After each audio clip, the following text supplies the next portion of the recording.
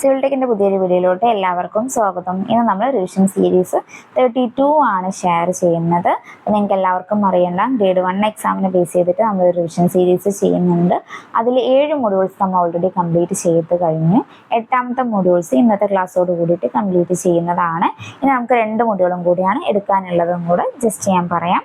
പിന്നെ നമുക്ക് ഇന്നത്തെ ക്ലാസ്സിൽ നമ്മൾ എടുക്കുന്നത് മൊഡ്യൂൾ 8 ആണ് അല്ലേ. മൊഡ്യൂൾ 8ൽ എന്താണ് പറഞ്ഞിട്ടുള്ളത്?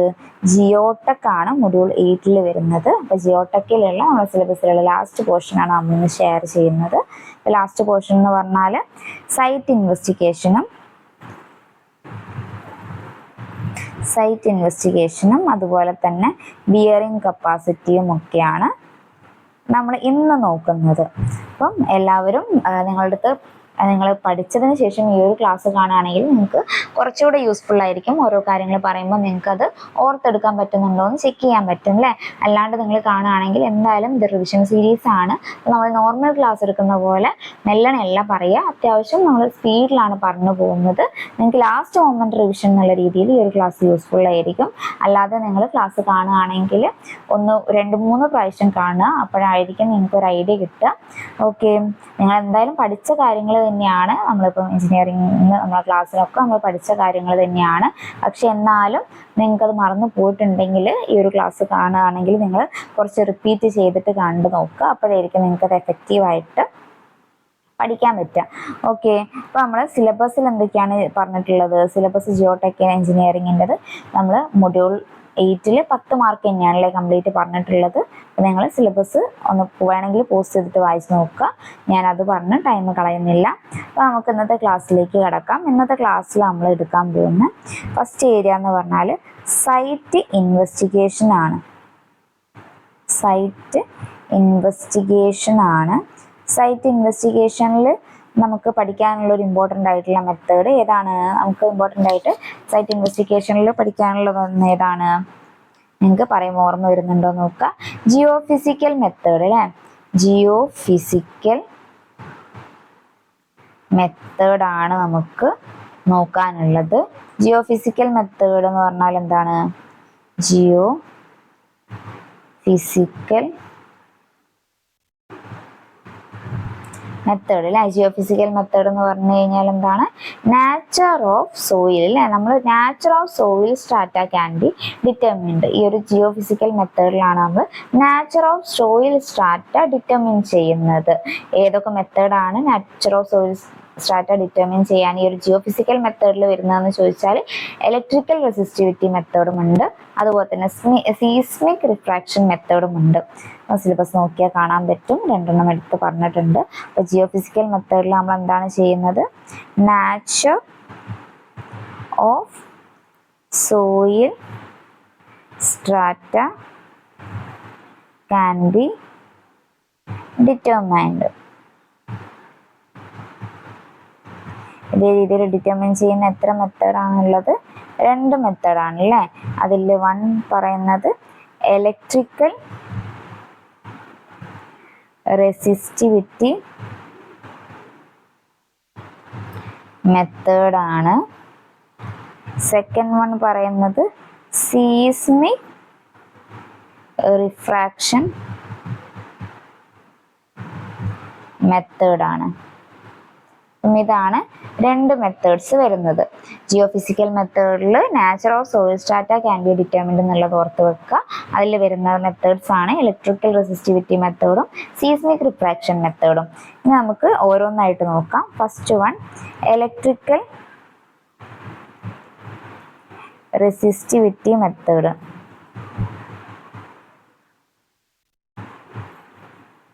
ഇതിൽ നമ്മൾ എന്താണ് ചെയ്യുന്നത്? ഇലക്ട്രോഡ്സ് കടത്തിവിടുക അല്ലെ. ഒരു സ്ട്രെയിറ്റ് ലൈനിൽ കൂടെ ഇലക്ട്രോഡ്സ് ഗ്രൗണ്ടിൽ ഒരു ഈക്വൽ ഡിസ്റ്റൻസിൽ നമ്മൾ സ്ട്രെയിറ്റ് ലൈനിൽ കടത്തി വിട്ടിട്ട് എന്നിട്ട് ആ ഒരു ഡിസ്റ്റൻസ് ബിറ്റ്വീൻ ഇലക്ട്രോഡ്സ് അല്ലെ, അതിലുള്ള distance between electrodes indicate the depth ആണെന്ന് പറയുന്നത്. അപ് ടു വിച്ച് എവിടെയാണ് ground resistance is to be measured എന്നുള്ളത് ഓർത്ത് വെക്കുക. അതുപോലെ തന്നെ ഈ ഒരു ഇലക്ട്രിക്കൽ റെസിസ്റ്റിവിറ്റി മെത്തേഡിൽ ഇലക്ട്രിക്കൽ കറണ്ട് നമ്മൾ ഈ ഒരു 2 ഇലക്ട്രോഡ്സിന്റെ അല്ലെങ്കിൽ 2 ഔട്ടർ ഇലക്ട്രോഡ്സിന്റെ ഉള്ളിൽ കൂടെ കടത്തിവിടും അല്ലെ. Electrical current is passed between two outer electrodes and the potential drop between two inner electrons is measured. അതും കൂടെ ഈ ഒരു ഇലക്ട്രിക്കൽ റെസിസ്റ്റിവിറ്റി മെത്തേഡിൽ ഓർത്ത് വെക്കുക. അപ്പോൾ നമ്മൾ പറഞ്ഞ കാര്യങ്ങൾ നോട്ടായിട്ട് എഴുതുകയാണെങ്കിൽ ഫസ്റ്റ് എന്താണ്, four electrodes are driven in ground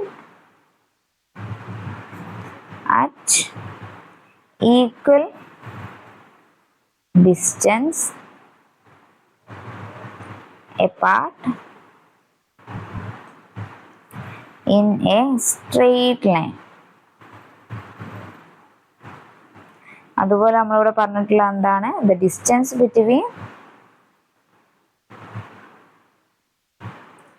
between two electrode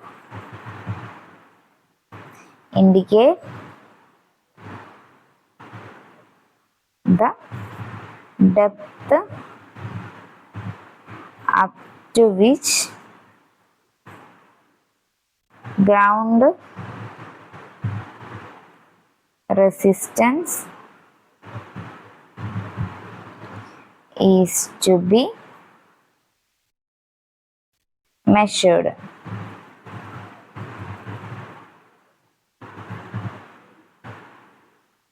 ഇവിടെ നമ്മൾ മീൻ റെസിസ്റ്റിവിറ്റി എങ്ങനെയാണ് കാണുക, മീൻ റെസിസ്റ്റിവിറ്റി കാണുന്നത്, മീൻ resistivity is equal to 2 pi d E by I. അതിൽ ഓം സെന്റിമീറ്ററിലാണ് വരുന്നത്. മീൻ റെസിസ്റ്റിവിറ്റി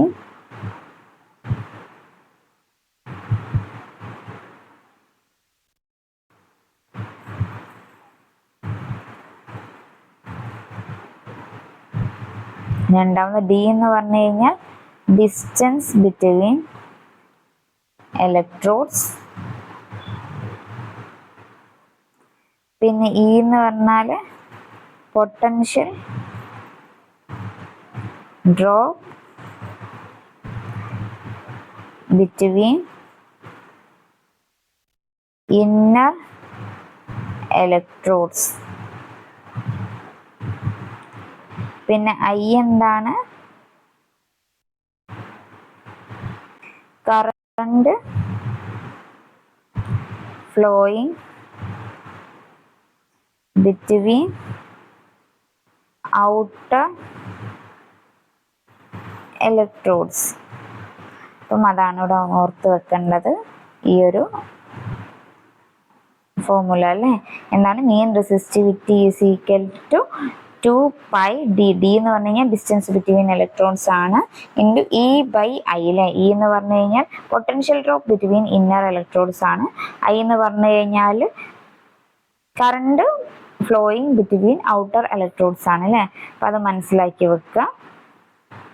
അതുപോലെ ഈ ഒരു ഇലക്ട്രിക്കൽ റെസിസ്റ്റിവിറ്റി എന്ന് പറയുന്നത് ഓരോ സോയിലിനും ഡിഫറെൻ്റ് ആയിരിക്കും എന്നുള്ളതും കൂടെ ഓർത്ത് വെക്കുക. എന്താണ്, different soil has different electrical resistivity. അതാണ് നോട്ട് ചെയ്യേണ്ടത്. ഇനി നെക്സ്റ്റ് സെക്കൻഡ് മെത്തേഡ് അല്ലേ. സെക്കൻഡ് മെത്തേഡ് എന്തായിരുന്നു, seismic refraction method. Seismic refraction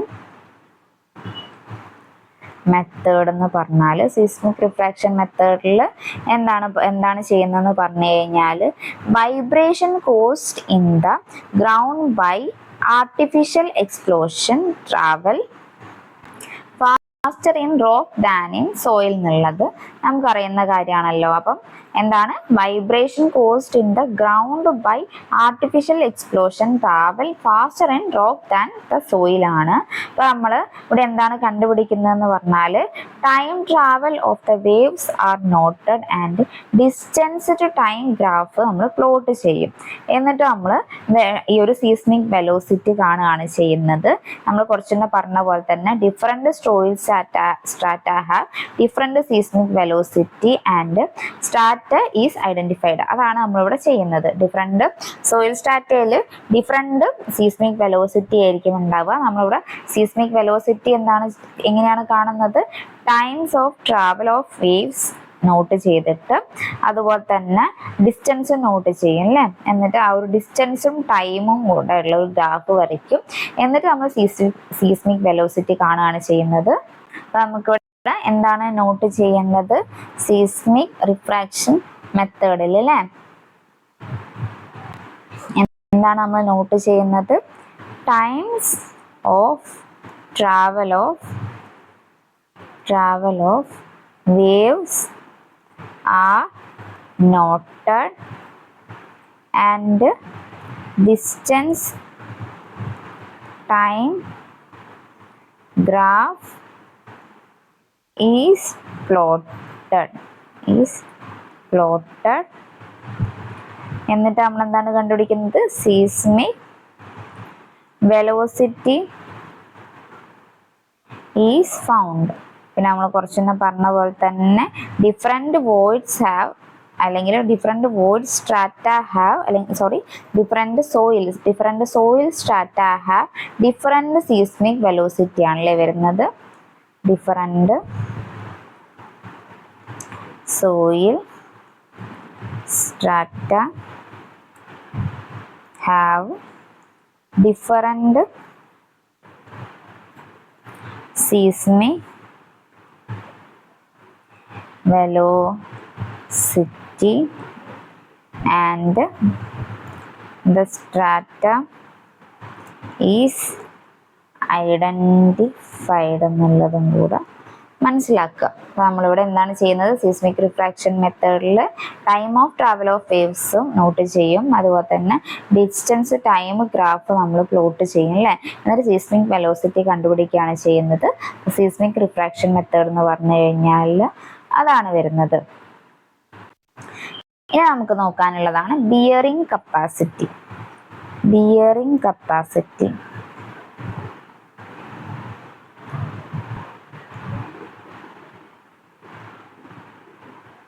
എന്താണ് ബിയറിംഗ് കപ്പാസിറ്റി എന്ന് പറഞ്ഞാൽ? Maximum load per unit area അല്ലേ.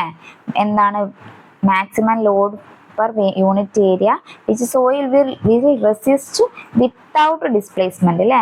ഡിസ്പ്ലേസ്മെന്റ് ഇല്ലാതെ തന്നെ നമുക്ക് ആ ഒരു സോയിലിന് ബിയർ ചെയ്യാൻ പറ്റുന്ന ആ ഒരു മാക്സിമം ലോഡാണ് അല്ലേ. ലോഡ് പെർ യൂണിറ്റ് ഏരിയനെയാണ് നമ്മൾ ആ ഒരു കപ്പാസിറ്റിനെയാണ് നമ്മൾ ബിയറിംഗ് കപ്പാസിറ്റി എന്ന് പറയുന്നത്.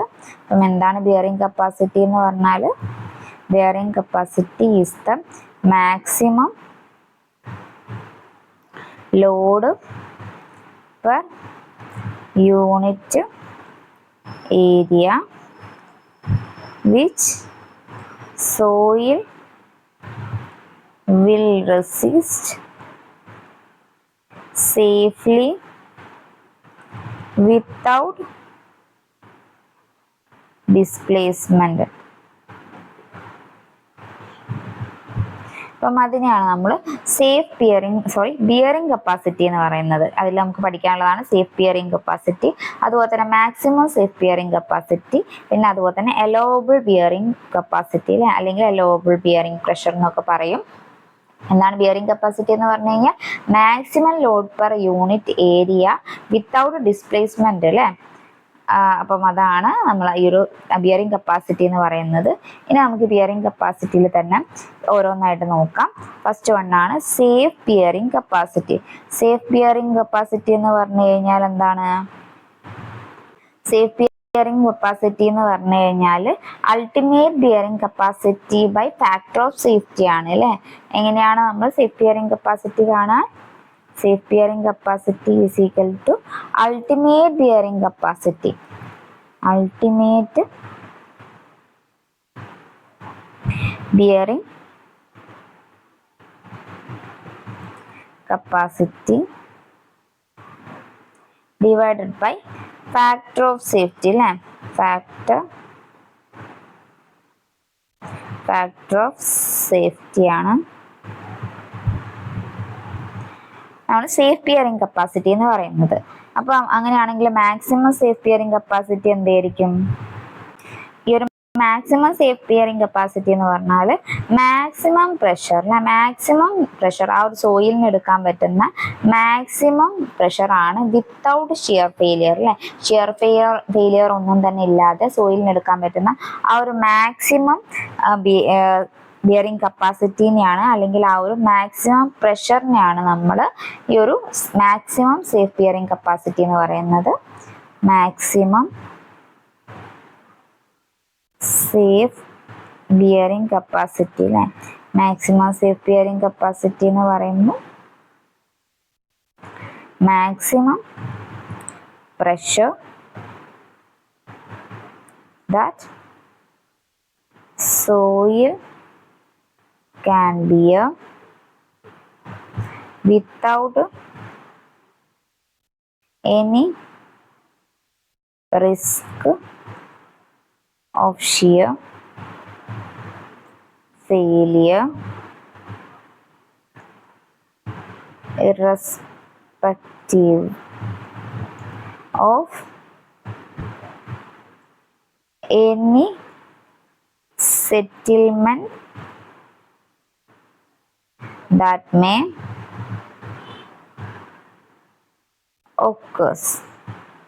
അതിനാണ് നമ്മൾ മാക്സിമം സേഫ് ബിയറിംഗ് കപ്പാസിറ്റി എന്ന് പറയുന്നത്. അപ്പം നമ്മൾ സേഫ് ബിയറിംഗ് കപ്പാസിറ്റി നോക്കി, മാക്സിമം സേഫ് ബിയറിംഗ് കപ്പാസിറ്റി നോക്കി. എന്നാൽ നമുക്ക് നെക്സ്റ്റ് നോക്കേണ്ടത് ഏതാണ്? അലോവബിൾ ബിയറിംഗ് കപ്പാസിറ്റി അല്ലെങ്കിൽ അലോവബിൾ ബിയറിംഗ് പ്രഷർ ആണ് അല്ലേ. നമുക്ക് allowable bearing pressure, allowable bearing pressure എന്ന് പറഞ്ഞു കഴിഞ്ഞാൽ എന്താണ്? Maximum pressure which can B exerted on soil while taking into account shear failure അല്ലേ. അതുപോലെ തന്നെ settlement and ability of structure to resist settlement, അതിനെയാണ് നമ്മൾ അലോവബിൾ ബിയറിംഗ് കപ്പാസിറ്റി എന്ന് പറയുന്നത്. എന്താണ്? Settlement and ability of the structure to resist settlement, അതിനെയാണ് allowable bearing capacity എന്ന് പറയുന്നത്. നോട്ടാക്കി എഴുതുകയാണെങ്കിൽ maximum pressure which can be exerted on soil while taking into account shear failure, settlement and ability to structure to resist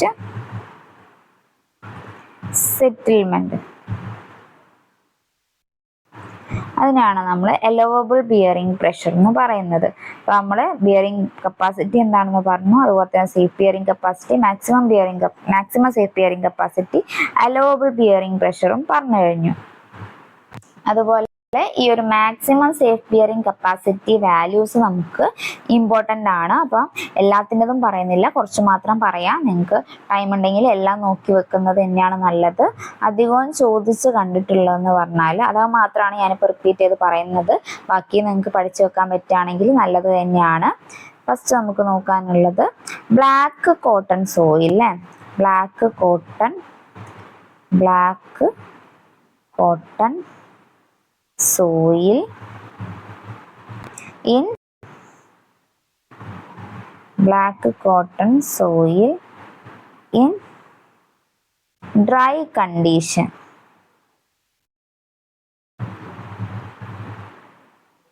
black cotton soil in dry condition ആണെങ്കിൽ maximum safe bearing capacity വരുന്നത് 15 ton per metre square or 150 kilo newton per metre square ആണ്.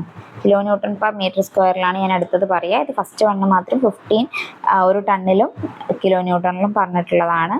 പിന്നെ നമുക്ക് second അധികം ചോദിച്ചിട്ടുള്ളതാണ് soft clay. Soft ക്ലേൻ്റെ maximum safe bearing capacity വരുന്നത് 100 kilo newton per metre square ആണ്. 100 kilo newton per metre square എന്ന് പറഞ്ഞു കഴിഞ്ഞാൽ 10 ടൺ പെർ മീറ്റർ സ്ക്വയർ ആണ് എന്നുള്ളത് നോക്കി വെക്കുക. പിന്നെ ഏതാണ്, പിന്നെ ചോദിച്ചിട്ടുള്ളതാണ് compact clay. Compact clay nearly dry ആയിട്ടുള്ളതിൻ്റെ മാക്സിമം സേഫ് ബിയറിംഗ് കപ്പാസിറ്റി വരുന്നത് 450 kilo newton per metre square ആണ് വരിക എന്നുള്ളത് നോക്കുക. പിന്നെ നമുക്ക് നോക്കാനുള്ളതാണ് hard rock. Hard rock without defect and lamination അല്ലേ, അങ്ങനെ ആവുന്ന സമയത്ത് മാക്സിമം സേഫ് ബിയറിംഗ് കപ്പാസിറ്റി എത്രയാണ് വരിക? 3300 kilo newton per metre square ആണെന്നുള്ളത് നോക്കി വെക്കുക. അപ്പോൾ നമ്മൾ എന്തൊക്കെയാണ് നോക്കിയിട്ടുള്ളത്? Black cotton soil, soft clay പറഞ്ഞു, കോമ്പാക്റ്റ് ക്ലേ പറഞ്ഞു, അതുപോലെ തന്നെ ഹാർഡ് റോക്കും പറഞ്ഞു അല്ലേ. അപ്പം ഇത്രയാണ് നമുക്ക് അധികം ചോദിച്ച് കണ്ടിട്ടുള്ളത്. ഇപ്പോൾ സോഫ്റ്റ് റോക്കൊക്കെ ചോദിക്കുകയാണെങ്കിൽ എത്രയാണ്? സോഫ്റ്റ് റോക്ക് ചോദിക്കുകയാണെങ്കിൽ 450 kilo newton per metre square ആണ്. അപ്പം ഇത്രയും കാര്യങ്ങൾ അറിഞ്ഞിരിക്കാം. ഇനി നമുക്ക് നെക്സ്റ്റ് നോക്കാനുള്ള ഒരു ഏരിയ എന്ന് പറഞ്ഞാൽ പ്ലേറ്റ് ലോഡ് ടെസ്റ്റ് ആണ്. Plate load test. ഈ ഒരു പ്ലേറ്റ് ലോഡ് ടെസ്റ്റ് ഏതിനാണ് സ്യൂട്ടബിൾ എന്നുള്ളത് നിങ്ങൾക്ക് അറിയുമോ? അപ്പോൾ നിങ്ങൾക്ക് അറിയാമല്ലേ, നമ്മൾ ഫൗണ്ടേഷനെ കുറിച്ച് പഠിക്കുന്ന സമയത്ത് ഷാലോ ഫൗണ്ടേഷനും ഡീപ്പ് ഫൗണ്ടേഷനും നമ്മൾ പഠിക്കുന്നുണ്ട്. ഷാലോ ഫൗണ്ടേഷൻ എന്ന് പറഞ്ഞു കഴിഞ്ഞാൽ എന്താണ്? Depth less than or equal to width ആണെങ്കിൽ ഷാലോ ഫൗണ്ടേഷൻ വരും. ഡീപ്പ് ഫൗണ്ടേഷൻ ആണെങ്കിൽ ഡെപ്ത് ഗ്രേറ്റർ ദാൻ വിഡ്ത്ത് ആണെങ്കിൽ അല്ലേ, അങ്ങനെയാണല്ലേ നമ്മൾ ഷാലോ ഫൗണ്ടേഷനും ഡീപ്പ് ഫൗണ്ടേഷനും വരുന്നത്. അപ്പം ഈ ഒരു പ്ലേറ്റ് ലോഡ് ടെസ്റ്റ് എന്തിനാണ് സ്യൂട്ടബിൾ ആവുക? പ്ലേറ്റ് ലോഡ് ടെസ്റ്റ് സ്യൂട്ടബിൾ ആവുന്നത് ഷാലോ ഫൗണ്ടേഷൻ ആണ്. പ്ലേറ്റ് ലോഡ് ടെസ്റ്റ് സ്യൂട്ടബിൾ ആവുന്നത് ഷാലോ ഫൗണ്ടേഷൻ. സ്യൂട്ടബിൾ. അതുപോലെ തന്നെ എന്താണ് നമ്മൾ കണ്ടുപിടിക്കുന്നതെന്ന് പറഞ്ഞു കഴിഞ്ഞാൽ സെറ്റിൽമെന്റ് ഓഫ് ഫൗണ്ടേഷൻ ആണ്.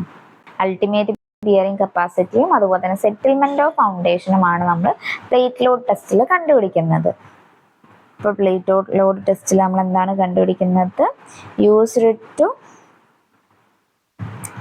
Find out ultimate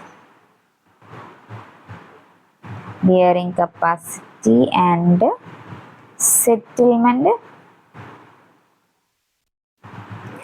of foundation. അതുപോലെ തന്നെ ഇവിടെ നമുക്ക് നോക്കേണ്ട വേറൊരു കാര്യമാണ് സൈസ് ഓഫ് ദ പ്ലേറ്റ് അല്ലേ. ഏതൊക്കെ സൈസ് ഓഫ് പ്ലേറ്റ് ആണ് വരുന്നത്?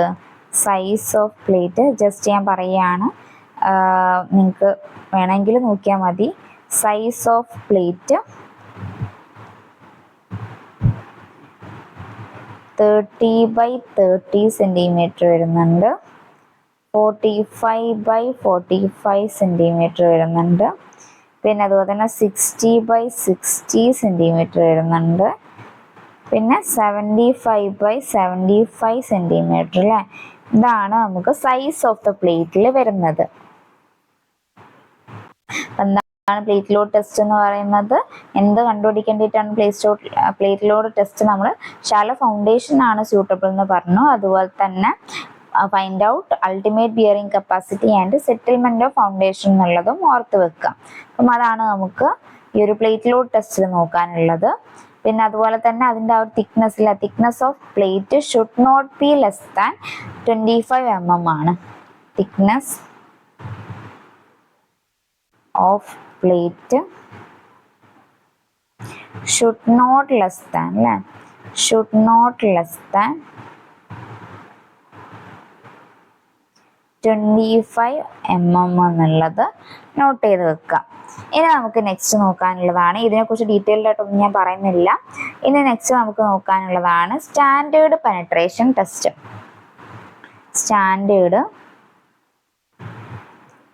സ്റ്റാൻഡേർഡ് പെനട്രേഷൻ ടെസ്റ്റ് അല്ലെങ്കിൽ SPT എന്ന് പറയും. സ്റ്റാൻഡേർഡ്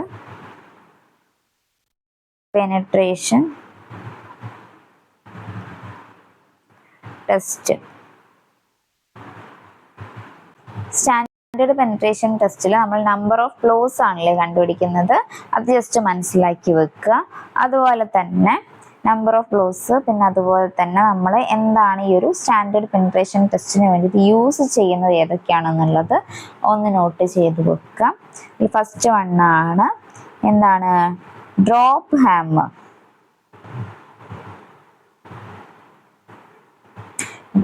ഡ്രോപ്പ് ഹാമർ എന്താണ് ചെയ്യുന്നത്, to drive the split spoon sampler into the bore holes ആണ്.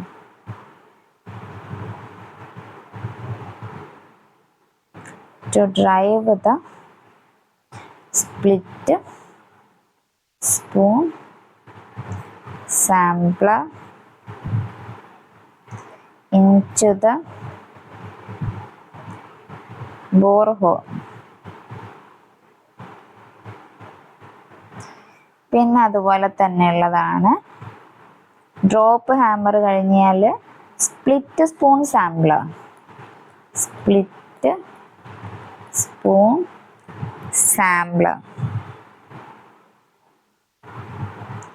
സ്പ്ലിറ്റ് സ്പൂൺ സാമ്പിളറിൽ എന്താണ് വരുന്നത്, collection of disturbed samples. First നമ്മൾ ചെയ്യുന്നതാണ് collection of disturbed samples. Next എന്താണ് ചെയ്യുന്നത്, ഡ്രോപ്പ് ഹാമറിൽ to drive the split spoon sampler into the bore holes ആണ്. പിന്നെ തേർഡ് നമ്മൾ എന്താണ് ചെയ്യുക, ഡ്രൈവിംഗ് ഹെഡ് ആണ് അല്ലേ. ഡ്രൈവിംഗ് ഹെഡ് എന്ന് പറഞ്ഞു കഴിഞ്ഞാൽ it stops hammer at certain point. അതാണ് നെക്സ്റ്റ് ഡിവൈഡിങ് ഹെഡ് എന്ന് പറഞ്ഞു കഴിഞ്ഞാൽ it steps hammer at contain point. ഇതാണ് സ്പ്ലിറ്റ് സ്പൂൺ സാമ്പിളറിൽ നോക്കാനുള്ളത്. സ്പ്ലിറ്റ് സ്പൂൺ സാമ്പിളർ എന്ന് പറഞ്ഞു കഴിഞ്ഞാൽ കളക്ഷൻ ഓഫ് ഡിസ്റ്റോർട്ടഡ് സാമ്പിൾസ് ആണ്. പിന്നെ അതുപോലെ തന്നെ ഡ്രോപ്പ് ഹാമർ എന്ന് പറഞ്ഞു കഴിഞ്ഞാൽ എന്താണ്, to drive the split spoon sampler into the bore holes ആണ്. പിന്നെ നമ്മൾ ചെയ്യുന്നതാണ് dividing head. Dividing head use ചെയ്തിട്ട് എന്താണ് ചെയ്യുക, it stops hammer at certain point ആണെന്നുള്ളത് ഓർത്ത് വെക്കുക. പിന്നെ ഗൈഡിങ് റോഡും ഉണ്ട്. അപ്പം അതൊക്കെയാണ് സ്പ്ലിറ്റ് സ്പൂൺ സാമ്പിളറിൽ വരുന്നത് എന്നുള്ളത് മനസ്സിലാക്കി വെക്കുക. അപ്പം ഇത്രയാണ് നമുക്ക് ഇന്നത്തെ ക്ലാസ്സിൽ എടുക്കാനുള്ളത്. അപ്പോൾ നമ്മൾ ഒരുവിധം പോർഷൻസ് കംപ്ലീറ്റ് ചെയ്തിട്ടുണ്ട്. പിന്നെ നിങ്ങൾ മാക്സിമം ക്വസ്റ്റ്യൻസ് വർക്കൗട്ട് ചെയ്യുക കേട്ടോ. അപ്പം അങ്ങനെ ആകുമ്പോൾ നിങ്ങൾക്ക് കുറേ എക്സ്ട്രാ പോയിന്റ്സ് അതിൽ നിന്നും കിട്ടുന്നതാണ്. അപ്പോൾ നമ്മളിന്ന് പറഞ്ഞ കാര്യങ്ങളൊന്ന് ഷോർട്ടാക്കിയിട്ട് പറയുകയാണെങ്കിൽ, നമ്മൾ സൈറ്റ് ഇൻവെസ്റ്റിഗേഷൻ ആണല്ലേ പറഞ്ഞിട്ടുള്ളത്. അതിൽ ജിയോ ഫിസിക്കൽ മെത്തേഡ് പറഞ്ഞിട്ടുണ്ടായിരുന്നു. ജിയോ ഫിസിക്കൽ മെത്തേഡിൽ നമ്മൾ എന്താണ് ചെയ്യുന്നത്, ജിയോ ഫിസിക്കൽ മെത്തേഡിൽ നമ്മൾ nature of soil strata determine ചെയ്യാണല്ലേ ചെയ്യുന്നത്. അതിൽ എന്തൊക്കെ മെത്തേഡാണ് ഉള്ളത്, ഇലക്ട്രിക്കൽ റെസിസ്റ്റിവിറ്റി മെത്തേഡുമുണ്ട്, സീസ്മിക് റിഫ്രാക്ഷൻ മെത്തേഡുമുണ്ട്. ഇലക്ട്രിക്കൽ റെസിസ്റ്റിവിറ്റി മെത്തേഡിൽ നമ്മൾ എന്താണ് ചെയ്യുന്നത്, ഇലക്ട്രോഡ്സ് ഡ്രൈവ് ചെയ്യും അല്ലേ. ഗ്രൗണ്ടിൽ നമ്മൾ ഈക്വൽ ഡിസ്റ്റൻസിൽ ഇലക്ട്രോൺസ് ഡ്രൈവ് ചെയ്യാണ് ചെയ്യുക ഒരു സ്ട്രെയിറ്റ് ലൈനിലേക്ക്. എന്നിട്ട് നമ്മൾ the distance between two electrodes അല്ലേ, ആ ഒരു distance between two electrodes indicate ചെയ്യുന്നതാണ് ഡെപ്ത് എന്ന് പറയുന്നത്. Up to which the ground resistance is to be measured എന്നുള്ളതും കൂടെ മനസ്സിലാക്കി വെക്കുക. പിന്നെ അതിൻ്റെ ആ ഒരു ഇക്വേഷൻ പോലെ നമ്മൾ പറഞ്ഞിട്ടുണ്ടായിരുന്നു, mean resistivity is equal to 2πd എന്ന് പറഞ്ഞു കഴിഞ്ഞാൽ ഡിസ്റ്റൻസ് ബിറ്റ്വീൻ ഇലക്ട്രോഡ്സ് ആണ്. പിന്നെ E/I potential drop between inner electrodes and I എന്ന് പറഞ്ഞു കഴിഞ്ഞാൽ എന്താണ്, current flowing between outer electrodes ആണെന്നുള്ളതും കൂടെ മനസ്സിലാക്കി വെക്കുക. അതുപോലെ ഇവിടെ മൊത്തത്തിൽ മനസ്സിലാക്കേണ്ടത് different soil has different electrical resistivity ആണെന്നുള്ളത് മനസ്സിലാക്കി വെക്കുക. പിന്നെ നമ്മൾ സെക്കൻഡ് പറഞ്ഞിട്ടുണ്ടായിരുന്നത് സീസ്മിക് റിഫ്രാക്ഷൻ മെത്തേഡ് ആണ്. സീസ്മിക് റിഫ്രാക്ഷൻ മെത്തേഡിൽ നമ്മൾ എന്താണ് കണ്ടുപിടിക്കുന്നത്, വെലോസിറ്റി ഓഫ് സൗണ്ട് വേവ്സ് ആണ് അല്ലേ, വെലോസിറ്റി ഓഫ് സൗണ്ട് വേവ്സ് ആണ് കണ്ടുപിടിക്കുന്നത്. അത് ഓരോ ഏരിയയിലും അല്ലേ, velocity of sound waves in different media എന്നുള്ളത് മനസ്സിലാക്കി വെക്കുക. അപ്പം സീസ്മിക് റിഫ്രാക്ഷൻ മെത്തേഡിൽ നമ്മൾ ചെയ്യുന്നത് എന്താണ്, സീസ്മിക് വെലോസിറ്റി ആണ് കാണുന്നത്. അതെങ്ങനെയാണെന്ന് പറഞ്ഞു കഴിഞ്ഞാൽ time of travel of waves are noted and distance time graph is plotted. എന്നിട്ടാണ് നമ്മൾ സീസ്മിക് വെലോസിറ്റി കണ്ടുപിടിക്കുന്നത് എന്നുള്ളത് മനസ്സിലാക്കി വെക്കുക. പിന്നെ നമ്മൾ നെക്സ്റ്റ് പോയിട്ടുണ്ടായിരുന്നത് ബിയറിംഗ് കപ്പാസിറ്റി ആണ് അല്ലെ. ബിയറിംഗ് കപ്പാസിറ്റി എന്ന് പറഞ്ഞു കഴിഞ്ഞാൽ എന്താണ്, maximum load per unit area അല്ലെ, maximum load per unit area which soil resist safely without displacement അല്ലെ, സോയിലിന് സേഫ് ആയിട്ടൊരു ഡിസ്പ്ലേസ്മെന്റും ഇല്ലാതെ എടുക്കാൻ പറ്റുന്ന ആ ഒരു മാക്സിമം ലോഡ് പെർ യൂണിറ്റ് ഏരിയയാണ് നമ്മൾ ബിയറിംഗ് കപ്പാസിറ്റി എന്ന് പറയുന്നത്. ബിയറിംഗ് കപ്പാസിറ്റി മൂന്നായിട്ട് നമ്മൾ ക്ലാസിഫൈ ചെയ്തിട്ടുണ്ടായിരുന്നു. Safe bearing capacity, maximum bearing capacity, allowable bearing capacity എന്ന് പറഞ്ഞിട്ട്. അതിൽ മാക്സിമം സേഫ് ബിയറിംഗ് കപ്പാസിറ്റി എന്ന് പറഞ്ഞു കഴിഞ്ഞാൽ എന്താണ്, it obtained by dividing ultimate bearing capacity by the factor of safety ആണെങ്കിൽ അതിനെയാണ് നമ്മൾ സേഫ് ബിയറിംഗ് കപ്പാസിറ്റി എന്ന് പറയുന്നത്. പിന്നെ നമ്മൾ മാക്സിമം ബിയറിംഗ് കപ്പാസിറ്റി അല്ലെങ്കിൽ മാക്സിമം സേഫ് ബിയറിംഗ് കപ്പാസിറ്റി എന്ന് പറഞ്ഞു കഴിഞ്ഞാൽ എന്താണ്, maximum pressure that soil can bear without any risk of the shear failure എന്നുള്ളത് ഓർത്ത് വെക്കുക. പിന്നെ നമുക്ക് അലോവബിൾ ബിയറിംഗ് പ്രഷർ ആണ്. അലോവബിൾ ബിയറിംഗ് പ്രഷർ എന്ന് പറഞ്ഞു കഴിഞ്ഞാൽ maximum pressure which can be erected on soil while taking the ground shape. അതുപോലെ തന്നെ failure, settlements and ability of structure to resist സെറ്റിൽമെന്റിനെയാണ് നമ്മൾ അലോവബിൾ ബിയറിംഗ് കപ്പാസിറ്റി എന്ന് പറയുന്നത്. ഇനി നമുക്ക് ബിയറിംഗ് കപ്പാസിറ്റിനെ കുറച്ച് വാല്യൂസ് ആയിരുന്നു നമ്മൾ പറഞ്ഞിട്ടുണ്ടായിരുന്നത്. ഏതൊക്കെയാണ്, black cotton soil in dry condition ആണെങ്കിൽ 50% സാച്ചുറേഷൻ അല്ലേ, അങ്ങനെയാണെങ്കിൽ വരുന്ന മാക്സിമം ബിയറിംഗ് കപ്പാസിറ്റി എന്ന് പറഞ്ഞു കഴിഞ്ഞാൽ 150 kN per meter square ആണെന്നുള്ളത് ഓർത്ത് വെക്കുക. പിന്നെ സോഫ്റ്റ് ക്ലേ ആണെങ്കിൽ വരുന്നത് 100 kN per meter cube ആണ്. പിന്നെ കോമ്പാക്റ്റ് ക്ലേ അല്ലെങ്കിൽ നിയർലി ഡ്രൈ എന്നുള്ളതൊക്കെ ആണെങ്കിൽ 450 kN per meter square ആണ്. പിന്നെ hard rock without defects and Lamentations അല്ലെ, അതിനെയാണ് നമ്മൾ അല്ലെങ്കിൽ അതിന് വരുന്ന മാക്സിമം ബിയറിംഗ് കപ്പാസിറ്റി എന്ന് പറയുന്നത് 3300 ആണ് കേട്ടോ. കുറച്ച് ഞാൻ പറഞ്ഞത് മാറിപ്പോയിട്ടുണ്ടെങ്കിൽ 330 ടൺ പെർ മീറ്റർ സ്ക്വയർ ആണ്. 3500 ആണ് വരുന്നത്, 3300 ആണ് kN per meter സ്ക്വയറിൽ വരുന്നത് എന്നുള്ളത് നോക്കുക. 3000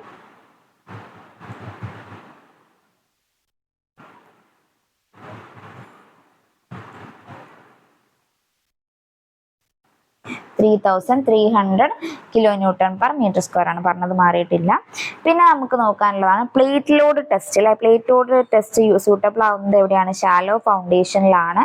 എന്താണ് കണ്ടുപിടിക്കുന്നതെന്ന് പറഞ്ഞു കഴിഞ്ഞാൽ ultimate bearing capacity and settlement of foundation കണ്ടുപിടിക്കുന്നതിനാണ് നമ്മൾ പ്ലേറ്റ് ലോഡ് ടെസ്റ്റ് യൂസ് ചെയ്യുന്നത്. അതിന്റെ തിക്നെസ് ഓഫ് ദ പ്ലേറ്റ് എത്രയാണ്, should not less than 25 mm എന്നുള്ളത് ഓർത്ത് വെക്കുക.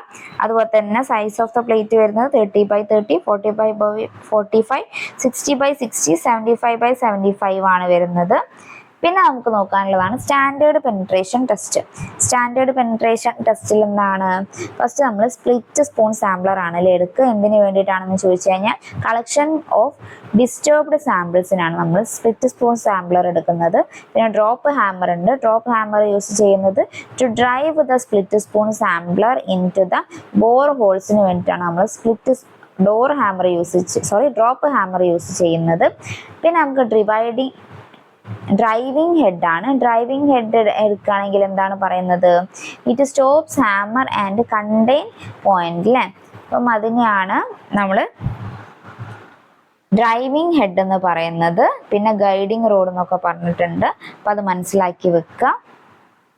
ഞങ്ങൾ മാക്സിമം പ്രോബ്ലംസ് ചെയ്യുക. തിയറി ഇങ്ങനെ കേട്ടു പോയതിനെ കൊണ്ട് ചിലപ്പോൾ നിങ്ങൾക്ക് പറയുന്ന കാര്യങ്ങൾ മനസ്സിലാവേണ്ടാവും, പക്ഷെ ക്വസ്റ്റ്യനിലേക്ക് വരുന്ന സമയത്ത് നിങ്ങൾക്ക് എന്തായാലും ഒരു കൺഫ്യൂഷൻ വരാൻ ചാൻസ് ഉണ്ട്. അപ്പോൾ നിങ്ങൾ എന്തായാലും പറഞ്ഞ കാര്യങ്ങളൊക്കെ കറക്റ്റ് മനസ്സിലാക്കിയിട്ട് തന്നെ നിങ്ങൾ പഠിക്കുക. അതുപോലെ തന്നെ മാക്സിമം ക്വസ്റ്റ്യൻസ് വർക്കൗട്ട് ചെയ്യുക. ക്വസ്റ്റ്യൻസ് വർക്കൗട്ട് ചെയ്യുന്ന സമയത്ത് കിട്ടാത്ത എന്തെങ്കിലും കാര്യങ്ങളുണ്ടെങ്കിൽ നിങ്ങൾ അത് സ്കിപ്പ് ചെയ്യാണ്ട് അന്വേഷിച്ച് കണ്ടെത്തിയതിന് ശേഷം മാത്രം അടുത്ത ക്വസ്റ്റ്യനിലേക്ക് പോവുക.